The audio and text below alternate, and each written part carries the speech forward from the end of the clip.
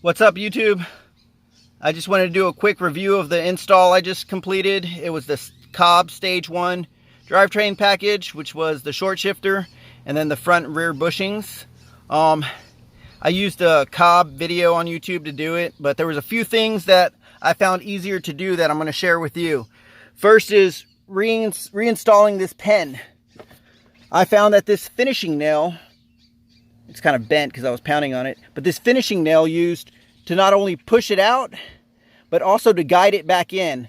So when you're doing the reverse lockout cable, you slide it into there and you hold it in place, and then you put the pen at the end of it and you slowly push it through, kind of like that.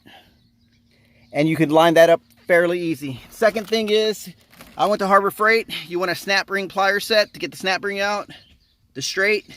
And then the Allen key I used to hold in the transmission is a 332, that one right there. I did that before I started. I'll go under the car now and show you where I put that in. I also found it easier to take this off. I said might as well, because I'm going to be installing a new one, the group in, and then some positive shift kit, and I even got some drive shaft carrier bushings.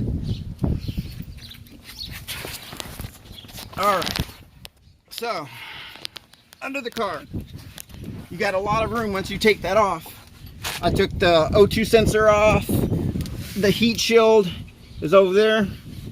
So the reverse, it's gonna be hard to see, but right where my finger's at, you want to line up the Allen key into the hole.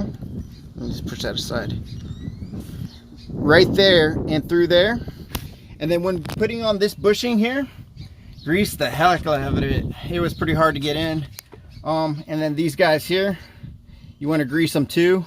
Taking this bolt off, you got to kind of pull it all the way down.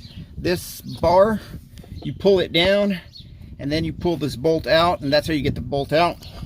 Now the bushings you have to pry out, and in the COBB video it's super easy, but in real life I had to use a screwdriver.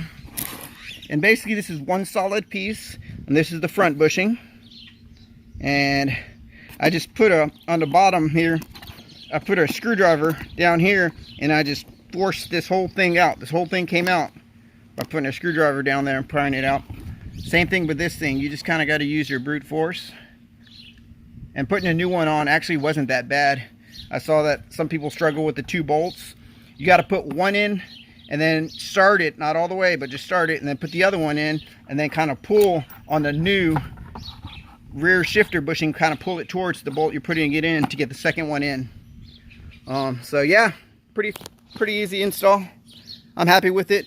Drastically different. All right, thanks YouTube.